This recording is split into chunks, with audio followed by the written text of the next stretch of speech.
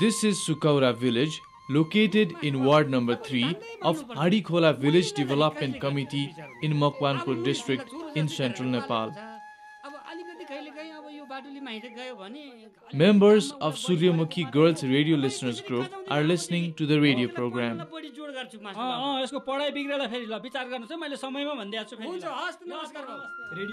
Besides Suryamukhi Girls Radio Listeners Group, there are around 36 other groups in Makwanpur who listen to the radio program Naya Nepal, or in English, New Nepal, regularly.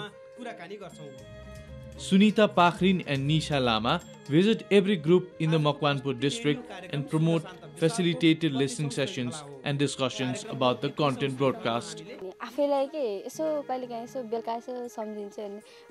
Sometimes, especially in the evenings, I look back and reflect and realize that there are a lot of changes in me. I had never ever dreamed that I would work in a radio sector. I'm very happy. Before, I used to think I will only do social work, but now I have come to realize that one can do a lot of meaningful social work working through the radio. Now I have come to understand the power of the radio from very close. Before, I used to have a difficulty expressing myself. Just after joining the radio program, I was required to take interviews of big people, and that was difficult for me. I did not know how to ask questions, but now I can ask them any type of questions and I can speak freely. Nepal had just emerged out of an 11-year armed conflict. With the aim of contributing towards sustainable peace and conflict transformation in Nepal, the radio program Naya Nepal was produced by Equal Access Nepal with the financial support from the United States Agency for International Development. Naya Nepal is broadcast on the Equal Access Nepal's radio channel Afnai Mato Afnai Boli, or translated into English, Our Soil, Our Voices. Radio Nepal broadcasts the same program every Monday and Thursday at 8:30 a.m. Apart from the Equal Access satellite radio and Radio Nepal broadcasts, Naya Nepal is broadcast from more than 24 FM stations all over Nepal. These FM stations broadcast Naya Nepal through reception on the satellite channel and working on digital audio workstations provided to them in order to build their capacity. Hello, this is Devi welcoming you to the 31st episode of the radio program Naya Nepal. You can listen to this program 3 times a week on Vijay FM in Gaindakot. After I started working on this program, I started to visit every community in my area. People in remote areas were very happy to see me when they learned that I came from the radio program Naya Nepal. And this allowed me to work very closely with them. I give all this credit to Naya Nepal.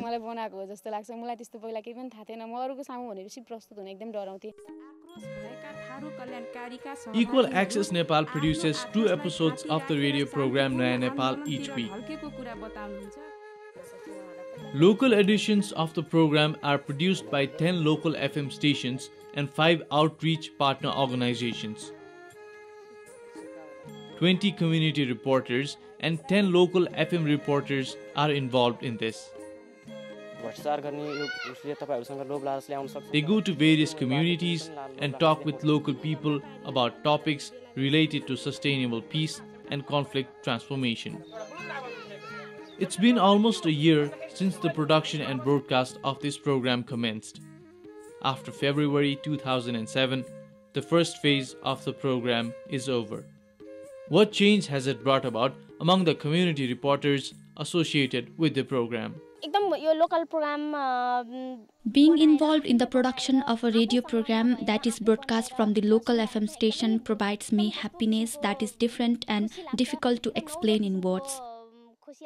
Members of the community express happiness that it is now possible for their voices and issues to be carried on the radio.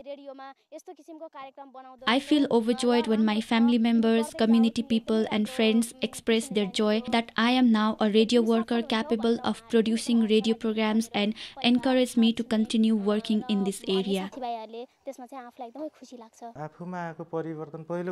At first, I feel that my reputation has been increased in society. There is now a marked improvement in my understanding of conflict. Before I started working on this program, I used to think that conflict is all about fighting, killing people, and about physical violence only. But now I know that conflict is invisible and that we should analyze it from the grassroots level. Now I feel I can better analyze the conflict. As a simple human being, we had not got the opportunity to study and analyze any incident. But after receiving training, we began to observe our community's situation and the type of incidents that were happening around us. We now have the information and skills as to how to study and probe into an incident, how to reach to the related people to investigate the incident, and how to report on the incident, and how to make the material that we collect suitable for broadcast. Firstly, the community's people's views over social beliefs like widows wearing red dresses and the tradition and the practice of witchcraft had changed. I did not understand subjects like the Constituent Assembly and democracy, but continued meeting with different people, and the ensuing discussions have helped me to now understand these subjects better. If anything new happens in the community, people come and inform us. Like trouble in getting citizenship certificates, authorities taking bribes for issuing citizenship certificates, or problems around the tradition of witchcraft. They call us and help us to bring out the issues on the radio. Though Saptakosi FM did have programs on women, Dalit and children-related issues, it did not have a program on peace building and conflict transformation. Naya Nepal started that. Equal Access Nepal has produced and broadcast 78 episodes from May 2006 to February 2007. Each of 10 FM stations working with Equal Access has produced at least 30 episodes of the local version of Naya Nepal. What was Equal Access Nepal's experience in the production and broadcast of the program and on working with Radio Nepal and other members of FM stations network? The letters that we get on the program and the different cases of positive social changes that have been forwarded to us by our local partners demonstrate that the program does have an impact. For one example, I traveled to Dang recently. A group of young people who listened to Naya Nepal collectively narrated steps that they had taken after listening to a program episode that talked about the adverse effects of burning rubber tires during demonstrations.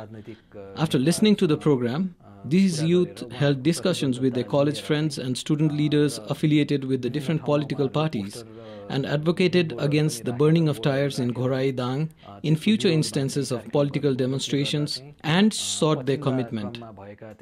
This has had a positive impact, and the youth related that in one of the last such demonstrations, nobody burned tires. The fact that such an impact was possible at the local level gives us a lot of satisfaction, and we believe that the radio program has led to a lot of such interventions about which we may not know directly.